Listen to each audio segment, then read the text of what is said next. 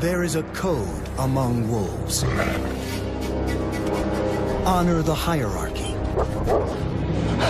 Maintain order.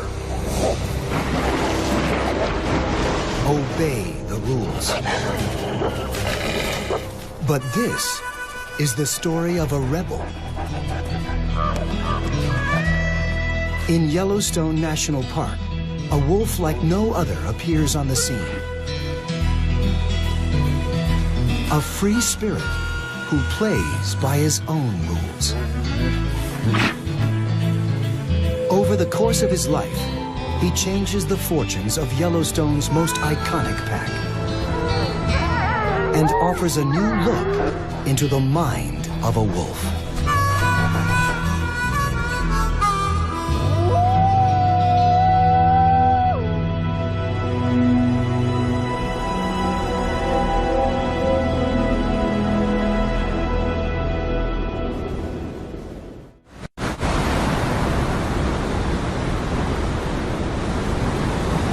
On a windswept plateau, a young wolf battles for survival.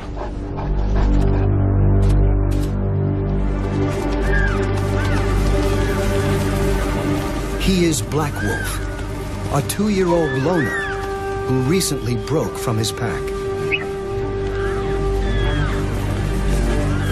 No wolf wants to be alone. It's too hard to make a living without allies. But Black Wolf is willing to take the risk for a higher status, a better territory, and a chance to breed. The urge to be with his own kind drives him onward, until he stands before a new valley ruled by a mighty pack. Their presence draws him closer, but this is dangerous ground. Here, conflict is a way of life. High rank and breeding rights are often achieved through force. Many die young. But he is no ordinary wolf. Instead of strength and aggression, he's armed with cunning, and he brings his own recipe for success. His entire young life has led to this moment. It all began 2 years earlier and many kilometers away in Yellowstone's thermal caldera.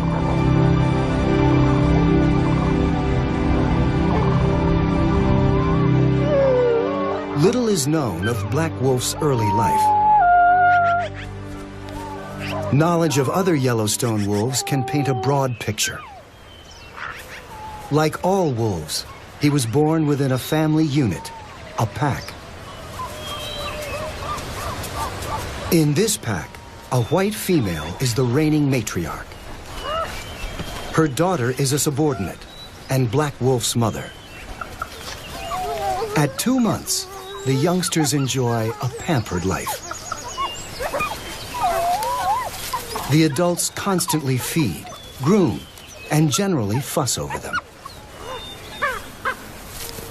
His grandfather, the pack's alpha male, takes charge of today's food delivery. He won't allow other adults to eat until the little wolf gets his fill. Young pups are exempt from the hierarchy of adult society. Their job is to eat and play. But they develop a pecking order of their own. Black Wolf usually ends up on the bottom. His brothers and sisters practice the dominance they'll use later in life. But aggression isn't really his thing. He just loves the game and exploring the riverbank beside the den.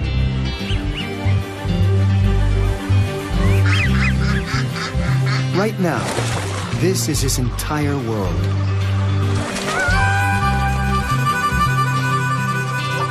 But there's plenty for a curious pup to discover.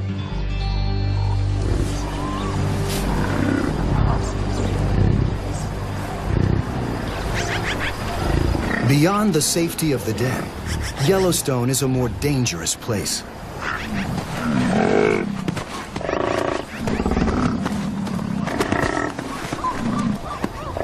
Black Wolf's grandfather must face the hazards if he's to feed his pack. Wolves are hunters, but when he finds an elk carcass, he turns scavenger. Problem is, he's not alone.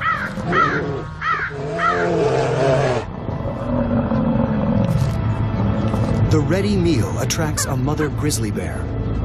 The wolf protests, but there's little he can do against 130 kilos of muscle and thick hide. But even a bear must be careful. The smell of blood seems to drive bison into a defensive display. They turn their aggression on both predators.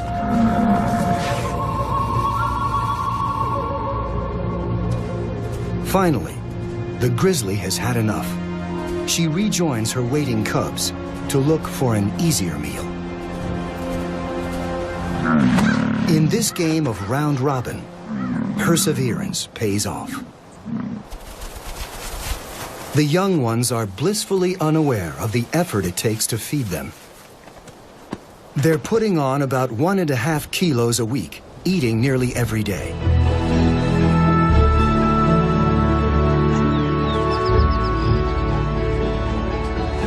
By mid-October, Black Wolf tops 20 kilograms. He and his brothers and sisters are nearly full-grown and able to keep pace with the adults. Now he can begin a critical stage in his education. His first lesson in hunting.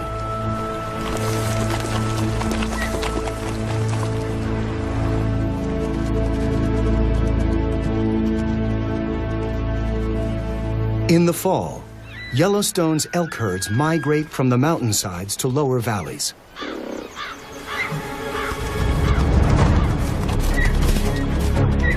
The wolves know where to find him. The alpha male leads the charge, and the other adults synchronize their attack. A few steps behind, the youngsters watch and learn.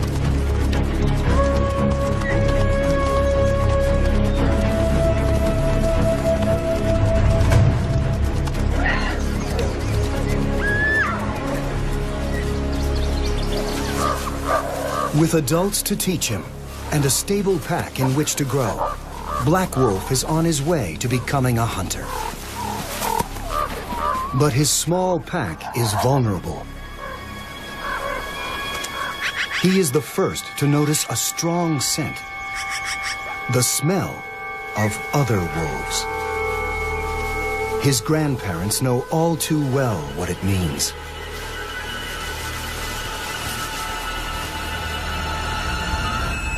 Invaders.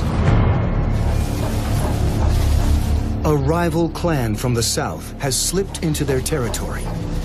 They're a large pack of tough bison hunters, and they're looking to grab this land by intimidation or by force.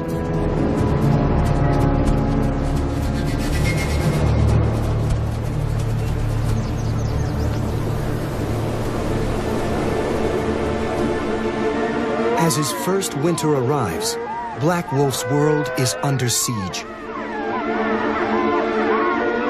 His family challenges the intruders,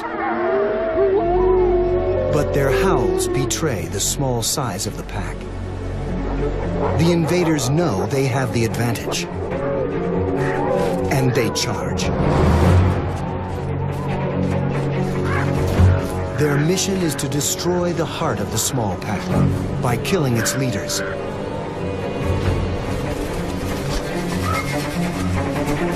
Black Wolf's grandfather, the alpha male, is their first target.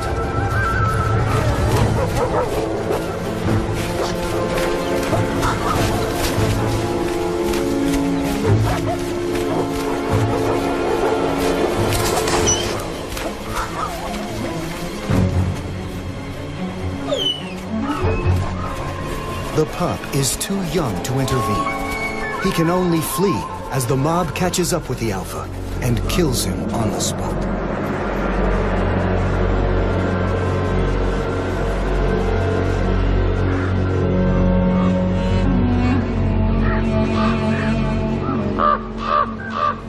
The family's one hope is escape. Black Wolf's mother gathers the young ones and leads them over a ridge to safety. They wait for grandmother, the matriarch, to catch up. But she, too, will not be coming. The white female fought to guard her homeland and protect her family.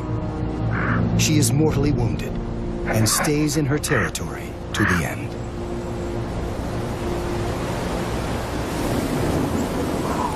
Black Wolf, his mother, and 3 siblings are cut adrift. They have lost their leaders, providers, and teachers.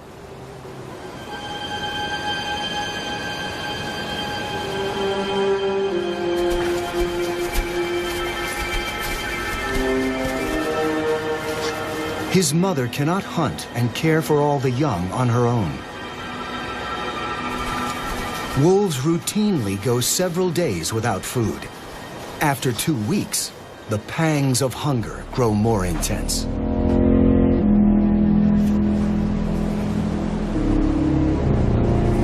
There is prey in this new territory. Black Wolf has never hunted before.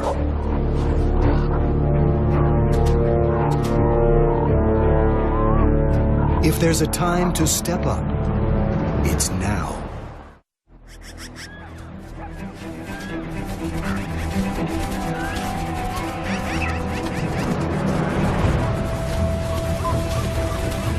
Black Wolf draws on his powerful instinct for the chase. He tries to tap into what he's learned.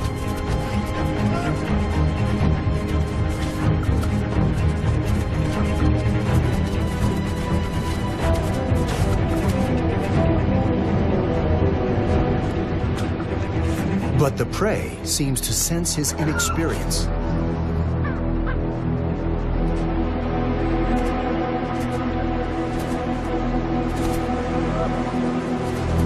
He can't put the pieces together, and his hunger only grows.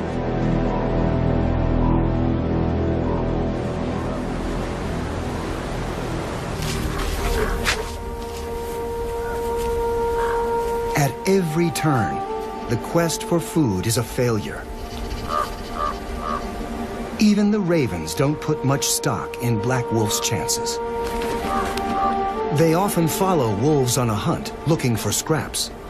Rarely do they return the favor. But a gathering of birds nearby catches his eye, and his nose guides him to the strong scent of carrion. An old elk has died. Yellowstone's harsh winter has taken one life and saved another.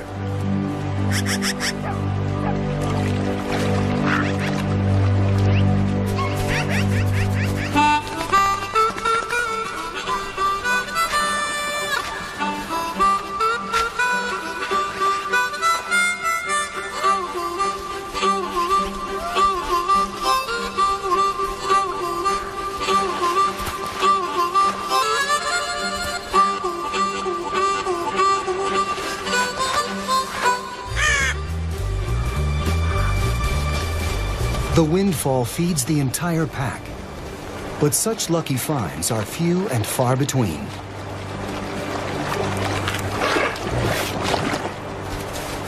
To survive, they need to hunt, and to hunt, Black Wolf needs more training. What he really needs is a father figure.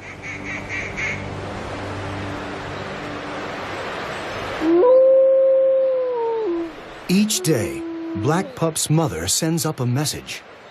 She is in estrus, and her need to mate is nearly as strong as her will to survive. Her howls identify her as an available female. They read like a beacon to any solitary male. But no one answers her call.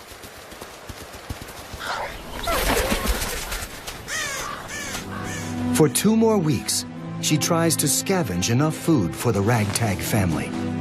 But the job is too big for her alone.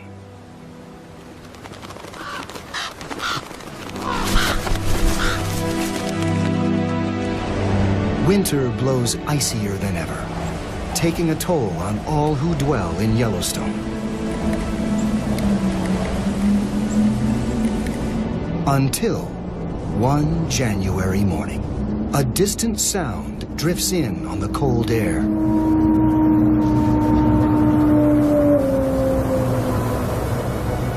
A young male wolf wanders into the neighborhood. He's a disperser, a wolf out on his own, searching for a mate. The young mother eagerly responds.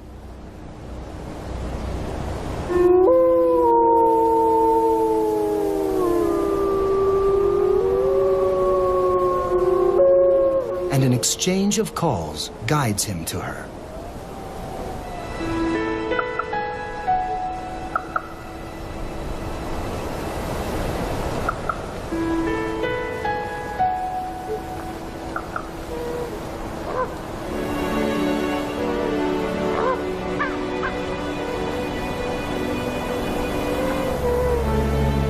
And a brand new wolf pack forms in Yellowstone.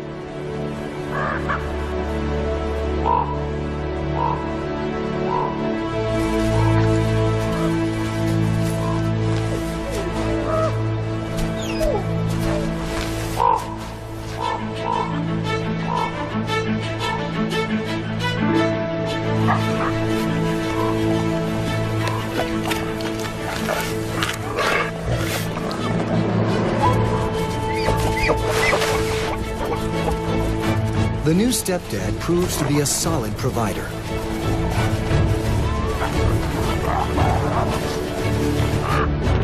The pack is safe from starvation.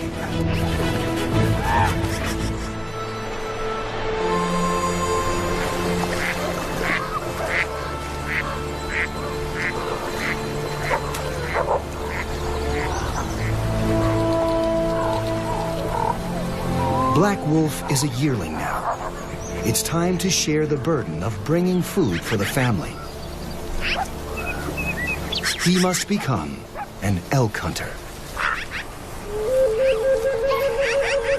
One morning, his stepfather leads him and his brother to a nearby pond. A small group of cow elk have come to drink. Black Wolf eagerly launches the chase. But as before, the prey fights back. A kick from an elk can break a wolf's jaw.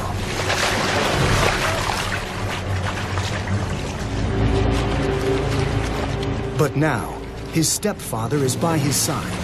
The yearling rallies, and together they charge back.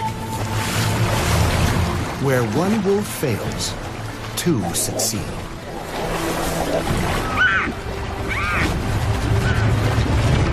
Finally, brother charges in to help finish the job.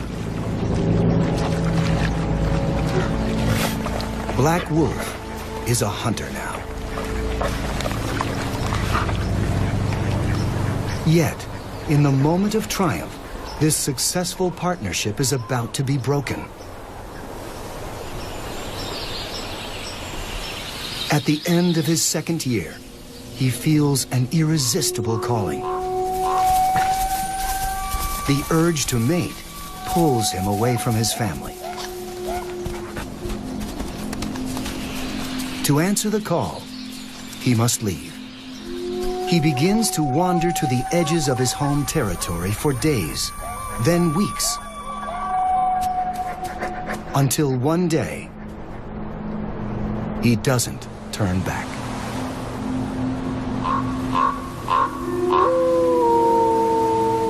He steps into the unknown as a lone wolf.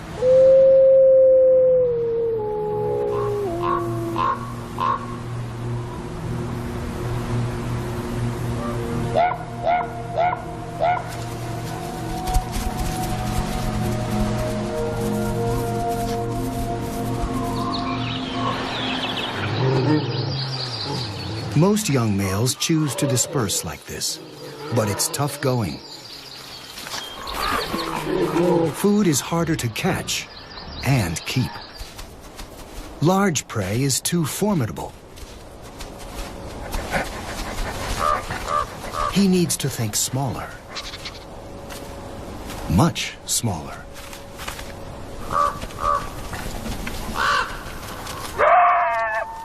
Thieves dog his every step.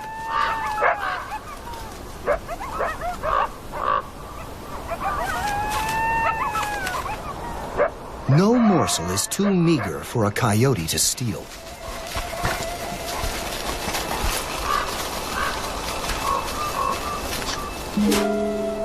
But they underestimate his determination. They can hassle and taunt, but they can't shake his focus.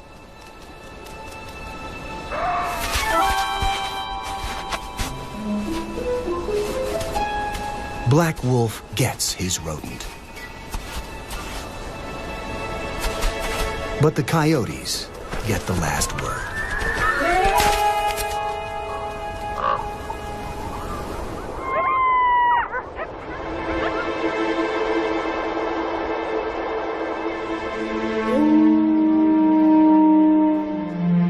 He endures this vagabond life for one reason: find a mate and end the solitude.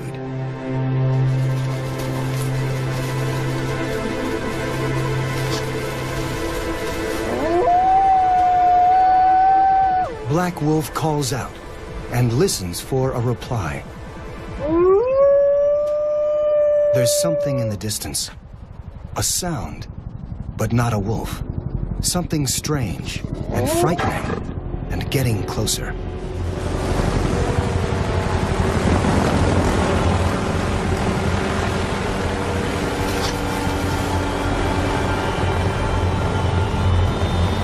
In an instant, the sky unleashes chaos, a deafening roar and blinding snow.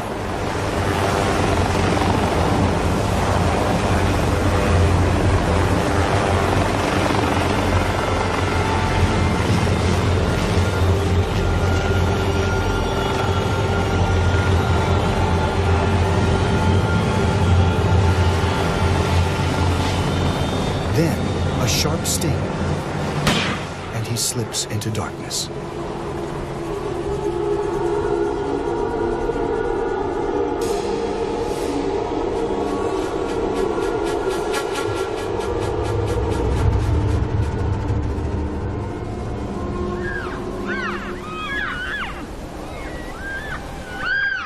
Four hours later, Black Wolf emerges from his encounter with man. He is now a tagged and collared animal, Yellowstone wolf number 302. Like so many of his fellow wolves, he will be monitored by humans. Now, his movements and behavior will be well documented.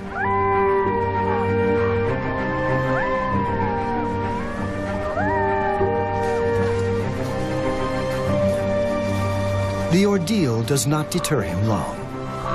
He pushes north until he stands before a broad valley. The place seems tailor-made for wolves to live well.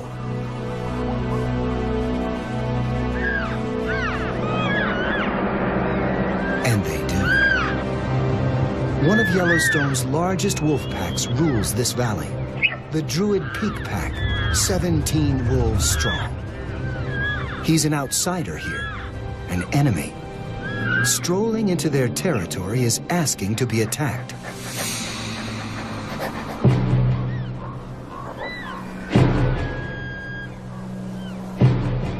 But something tells him to stick around a while.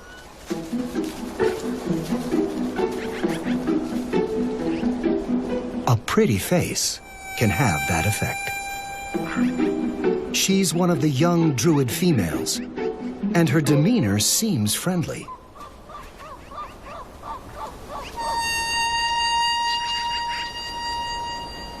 Downright enthusiastic is more like it.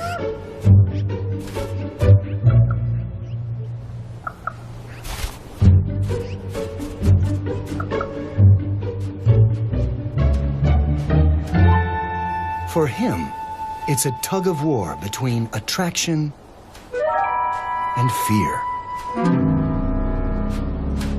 There's good reason to be wary. Her father is the Druid leader, a powerful alpha male called 21. Black Wolf tries to play it subtle. If only she'd stop bouncing around. Too late. Alpha males kill intruders like him.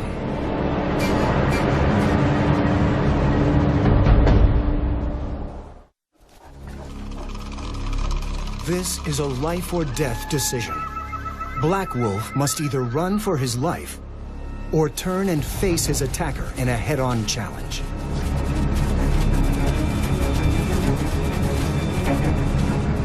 But given two options, he picks a third.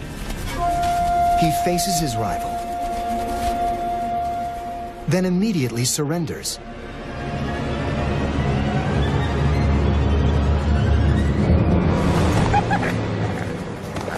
The charm offensive fails.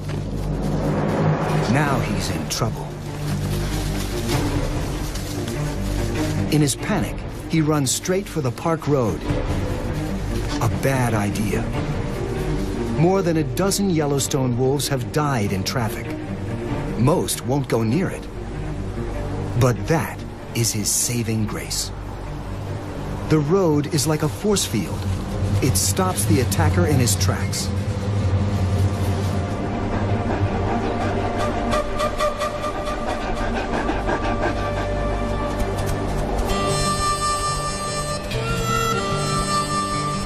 Black Wolf is safe for the moment, so he decides to hang around a while.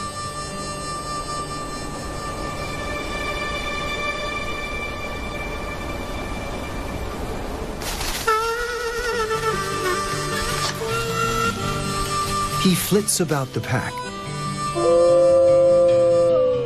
serenading the alpha's charcoal gray daughter, and every other female within earshot. When 21 catches him, he runs back to the road. This behavior is hardly typical of a male wolf. Challengers like him usually fight for dominance or move on. But there's a method to Black Wolf's madness that could indicate a clever breeding strategy. The Druid pack has many females, but 21, the Druid alpha, can't mate with them because they're his relatives, mostly daughters.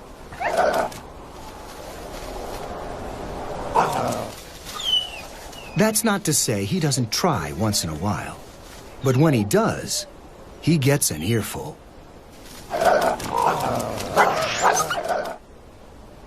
It's how wolves avoid inbreeding.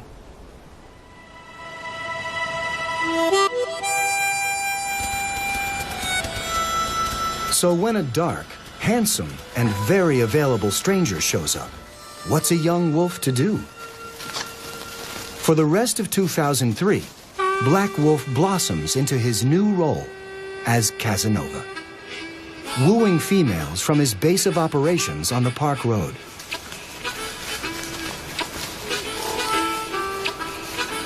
The charcoal female especially finds him irresistible. Pretty soon, she's spending more time with him and less with her father's pack. Typically, a couple like this forms a pair bond and starts its own pack. But it turns out Black Wolf is not a one-woman guy. He seems content to stay right where he is, cavorting with multiple Druid females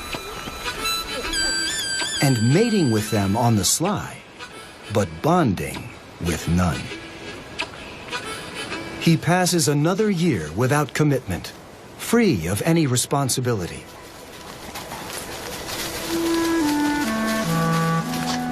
Eventually, such behavior has consequences. In 2003, Black Wolf becomes a father. On spring days, when the coast is clear, he sneaks into the Druid den to visit his pups. He's pulling off a unique balancing act. He's not a pack member, but he's not really an outsider either.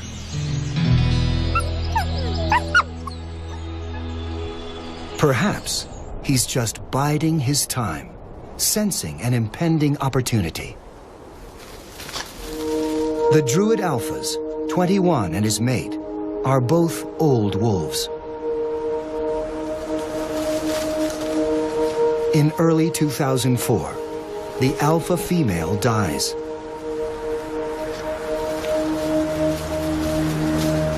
A few months later, 21 himself climbs a high ridgeline and disappears.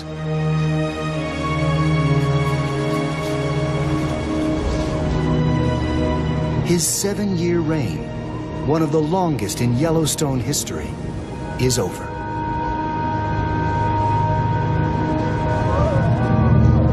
The loss leaves the Druids reeling and desperate for a leader. Some even abandon the pack. This could finally be Black Wolf's moment. But not so fast. A new candidate saunters into the valley. Another dark stranger. And he intends to rule the Druid pack himself. The newcomer to the valley is no stranger. He's actually Black Wolf's younger brother, a male called 480.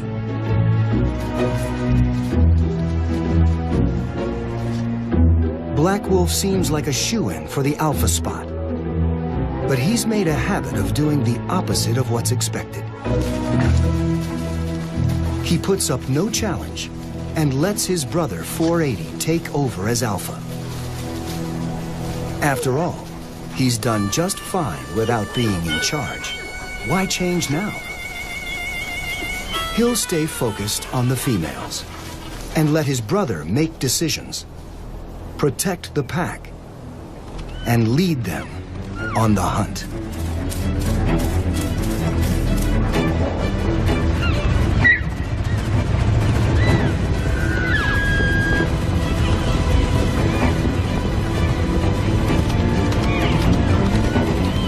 With 480 in charge, the Druid Peak pack begins to recover.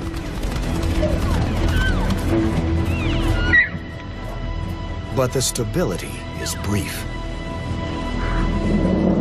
Without warning, an army pours into the valley. A surprise attack. A new enemy from the north has been steadily growing in numbers. Now, it's one of Yellowstone's biggest and most aggressive packs. They want to expand their territory by conquering the Druids.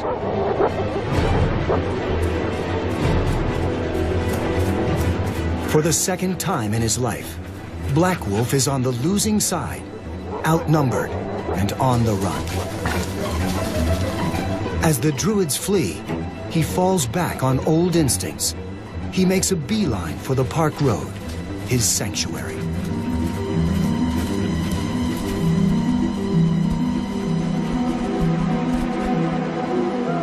Behind him, the victorious Northern Pack celebrates its conquest. The Valley of the Druids is theirs.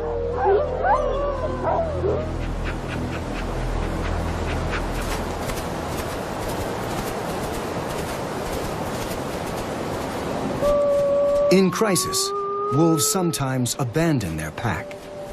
A fresh start could be waiting for Black Wolf just over the next hill. But instead, the former rambler picks up the scent of his packmates and joins them in exile.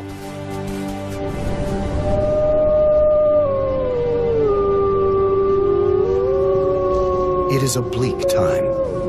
Disease sweeps through Yellowstone.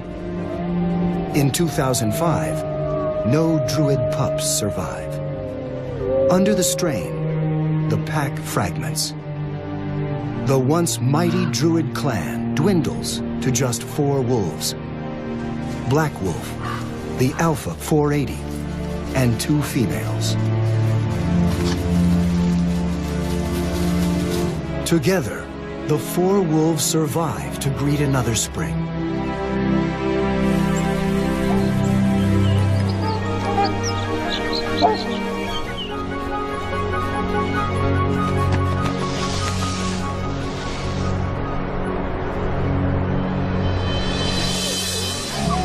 This year, fortunes turn.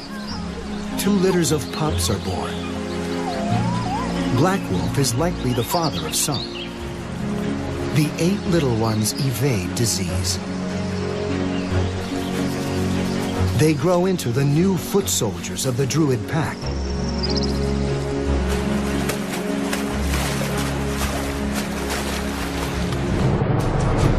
After 2 years in exile, the Druids are eager to take back what is theirs.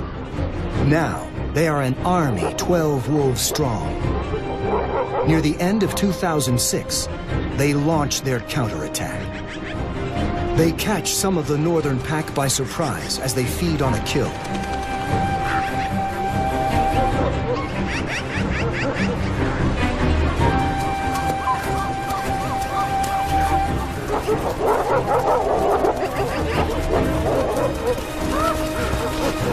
Black Wolf is in the thick of the fray.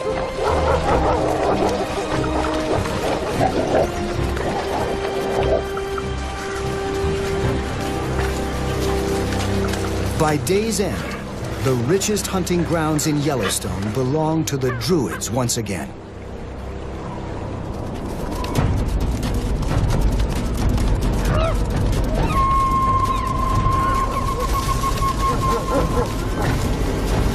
Black Wolf is now 6 years old, a tough animal, and the Druids' best hunter.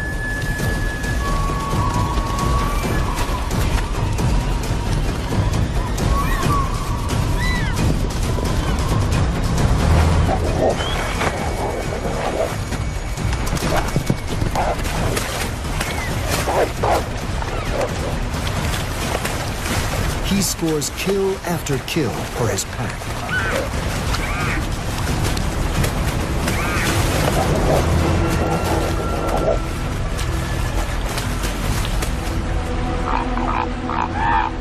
By now, he provides for the family as much as any alpha. He should be settling into his golden years as a pack elder, but new problems keep turning up.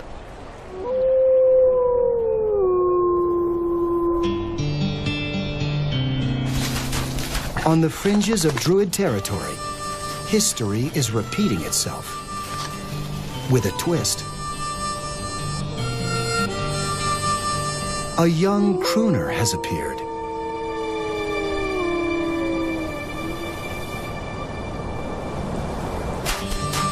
And he's romancing the Druid females.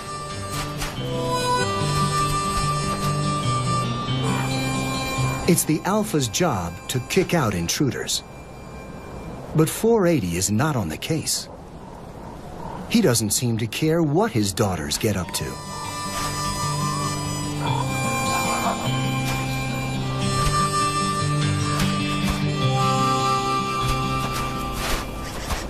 Black Wolf, on the other hand, definitely minds. A sneaky tryst with the alpha's daughter is his trick.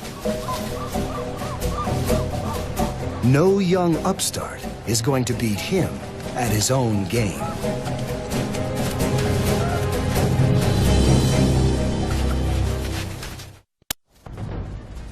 Black Wolf brings all his power to bear on the intruder. He's built like a tank. But the spry Don Juan is a slippery opponent, running circles around his aging rival. It's like he's using pages out of Black Wolf's old playbook. Clearly, other males can pull off the Casanova strategy as well as he can. If the old wolf is going to do the work of an alpha, he should at least get the benefits. But no. He still has to endure life as a subordinate. 480 never misses a chance to remind him who's boss. It could be that Black Wolf has finally outgrown the Druids.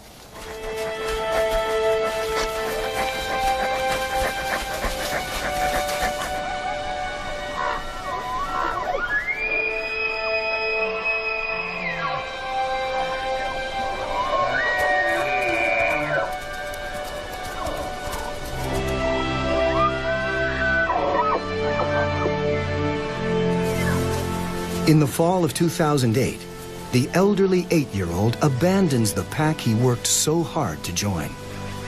It's a bold move that's usually reserved for wolves a quarter his age, journeying into a new territory, looking for a mate. But this time, he's not alone. He actually tags along with 5 dispersing young males. His bachelor gang heads west, roaming boldly through territory claimed by other packs. Until they come to a high range called the Blacktail Plateau. The land is free, with no resident pack. There is plentiful game here. And above all, a female wolf with 2 young companions. With 7 youngsters hanging around, the 2 adults court and forge a pair bond. Almost by default, Black Wolf becomes the alpha male of his own pack at last.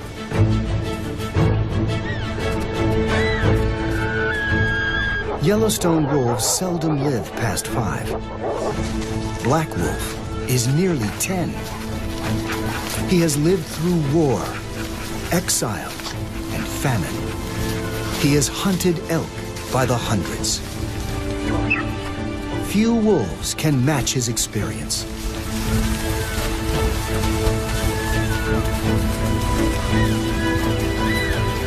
The younger ones may be faster and better at the chase. The old wolf arrives late to the scene, but he still has the muscle to deal a finishing blow to a bull elk.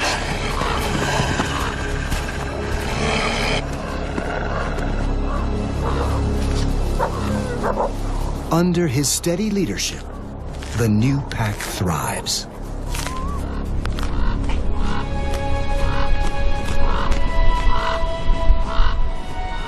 After years shirking responsibility and breaking rules, Black Wolf now keeps order within his pack. And after years as an opportunist who perfected the art of mating on the sly, now he enforces his sole right to breed. It has been a long journey from renegade to alpha. In early October 2009, he sets out to patrol his territory. He never returns. He probably clashed with enemy wolves and died defending his pack's home. He lived longer than almost any wolf in Yellowstone by avoiding such conflict.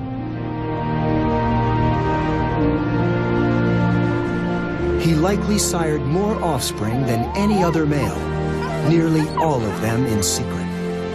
A strategy he didn't invent, but may have perfected.